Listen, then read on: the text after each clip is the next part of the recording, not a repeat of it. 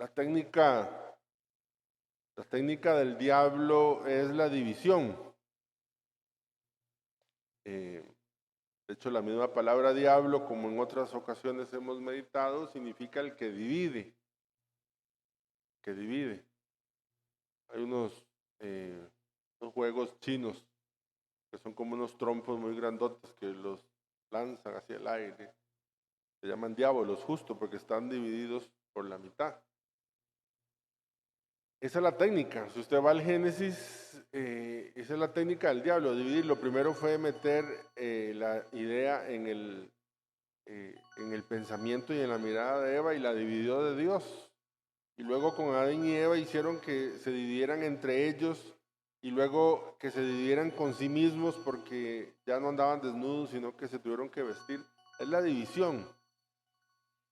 O sea, yo me atrevería a decir una frase muy fuerte y es que, entiéndase bien, toda acción que provoque división es diabólica.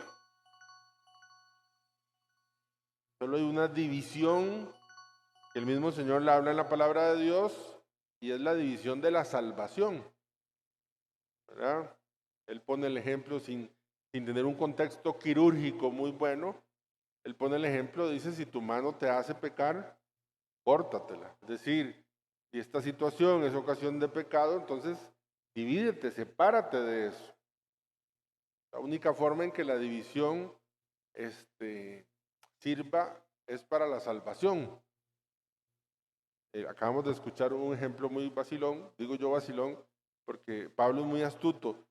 El diablo quiso presentarle una ocasión de morir y él utilizó la misma técnica del diablo para salvarse. Él vio que en la asamblea que le está escuchando había saduceos y entonces argumentó para que los que estaban allí se pusieran a pelear y así fue efectivamente, ¿verdad? Al punto en que tuvieron que sacarlo porque temían que la vida de él, ¿verdad?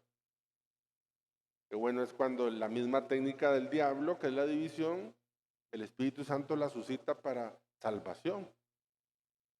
Le sale, como decimos los ticos, le salió el tiro por la culata, ¿verdad? Que es la parte de atrás del rifle. Yo he contado aquella historia de aquel señor ateo que va con el hijo. Le dice, papi, yo que la señora de la par está pasándome una necesidad. Era una señora muy buena. Y el papá, aunque fuera ateo, reconoció eso. Entonces el papá le dice, bueno, vamos a ir a comprar unas cosas y se las vamos a ir a dejar. Pero yo se las voy a ir a dejar. Él dijo eso porque sabía que la señora es muy religiosa y entonces iba a decir que bendiciones, que Diosito que le había, ¿verdad? Bueno, cuando compraron unas cosas de comida en la bolsa y se las fue a dejar el señor ateo y efectivamente cuando dice, ve aquí está esto, ay Dios que escucha mis oraciones, y el señor, el señor ateo le dice, no, ningún Dios, usted podría seguir rezando a ese Dios que usted tiene, que nada iba a pasar esto, yo se lo estoy trayendo porque se lo está mandando el diablo. Aquella señora se sonríe y dice, no se preocupe, papito, que cuando Dios manda, hasta el diablo obedece. Así que tranquila, le dice, ¿verdad? Tranquila, tranquila. La técnica del diablo que es división en función de la salvación. Yo quisiera que nosotros pudiéramos entender esto porque no es demasiado, no es superficial, es la técnica. Hoy por hoy, ¿por qué no somos la iglesia que Cristo quiere? Porque estamos divididos. ¿Cómo destruye un matrimonio? A través de la división. ¿Cómo se trae abajo un trabajo pastoral? A través de la división. A veces una división patrocinada por el propio orgullo, por la propia mentalidad, por la propia forma de pensar y de hacer las cosas. Muchísimas veces hemos insistido en que Dios es unidad, no es uniformidad. Eso es una gran riqueza. Lo uniforme es todo igual, la unidad es que estemos todos juntos. La riqueza de la iglesia es que somos diferentes, pero estamos juntos. tan importante la unidad. Una unidad cristiana que no pasa por la muerte a uno mismo, es decir, por el sufrimiento de uno mismo, es una unidad de apariencia. O sea, una unidad de apariencia. Una insistencia a nivel pastoral, por ejemplo, que estoy de verdad desde que llegué y seguramente los padres desde antes insistiendo, pero yo aquí insistiendo. Y entonces descubro que cuando de pronto se cae la unidad, era una unidad aparente, no era una unidad que tenía una fortaleza en Cristo. Y la unidad aparente es cuando soportamos las cosas que nos parecen y estamos de acuerdo. Pero ya cuando no estamos de acuerdo, cuando ya nos tocan el amor propio, cuando ya es por encima de mis gustos o mis placeres, entonces se viene al piso la unidad. No soporta la cruz. Somos uno. Dice que ellos sean uno como tú y yo somos uno.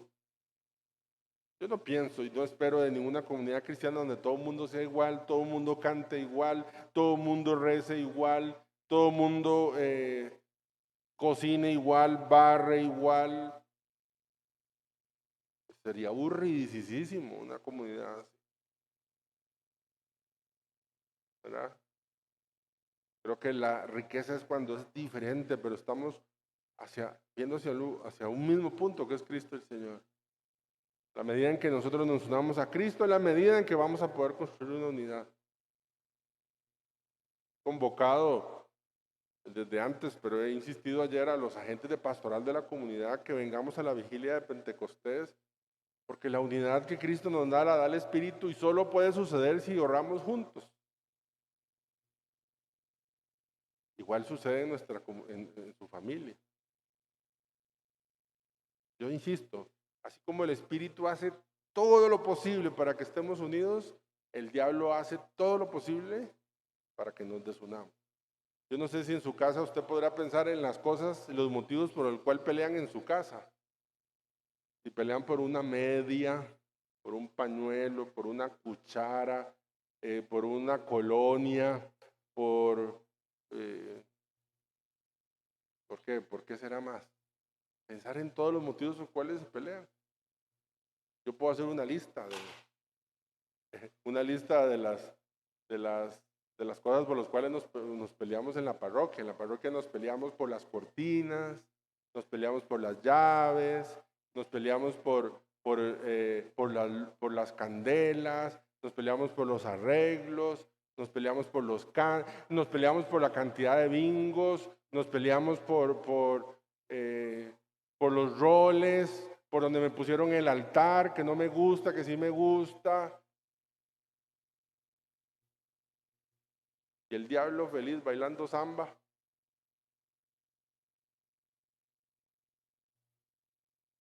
Dice que el Señor Jesucristo, que dijiste a los apóstoles, que decimos, la paz les dejo, mi paz les doy.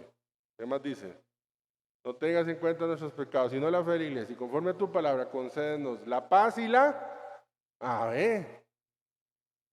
unidad.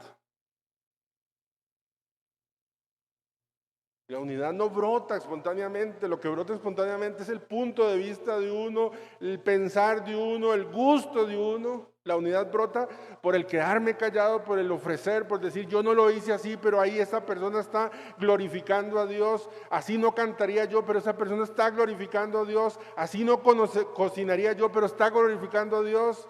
Así no predicaría yo, pero está glorificando a Dios. Y entonces ahí construye unidad.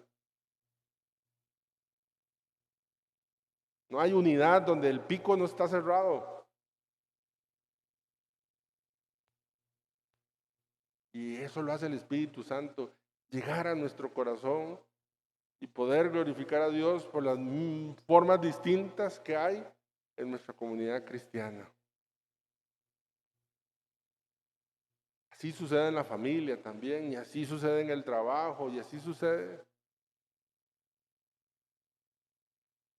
Nos hace creíbles la unidad.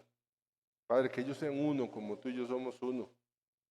Interesante, la única oración en la que Jesús ora por nosotros en esta preciosa capítulo 17 de San Juan.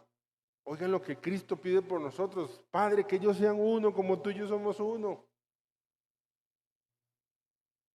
No dice, Padre, que ellos den la catequesis como tú y yo damos la catequesis. Padre, que ellos canten como tú y yo cantamos. Padre, que ellos aplaudan como tú y yo aplaudimos. Padre, que ellos decoren como tú y yo decoramos. Padre, que ellos sean uno como tú y yo somos uno. Pregúntese, preguntémonos todos si usted es un elemento de unidad o usted es diabólico porque genera división. Hay gente especialista, ¿verdad? Sí. Está calladito, calladita, una reunión y al final dice una frasecita y ¡pa! Una bomba y todo quedó así como Pablo. Dijo una cosita y ya empezaron a dividirse, a pelearse y así se salvó. ¿Genera usted unidad? ¿En su familia usted genera unidad? ¿Una unidad cristiana? ¿O es división? ¿Es diabólico, como dice literalmente la palabra de Dios? El Señor sigue rezando por nosotros porque la palabra de Dios se actualiza. Rezando con el texto, decía, Padre, que ellos sean uno como tú y yo somos uno. Yo por dentro, sí, Padre, que seamos uno como tú y yo somos uno, que seamos uno, que construyamos unidad para que Dios se glorifique y podamos ser creíbles en la buena noticia que tenemos, que es la salvación. Le pido hoy al Señor, porque yo sé que donde hay división hay sufrimiento. ¿Acaso podrá estar un padre y una madre feliz cuando ve a sus hijos divididos, los hermanos divididos, la comunidad dividida? Hay sufrimiento. La división no genera alegría, jamás. Hemos sido creados para la comunión, por eso hoy yo ofrezco esta Eucaristía, por estas intenciones que usted de pronto tiene de división en su familia, en su matrimonio, en su vida personal, en su vida pastoral. Eso, Padre, que ellos sean uno como tú y yo somos uno. Gloria al Padre, al Hijo y al Espíritu Santo.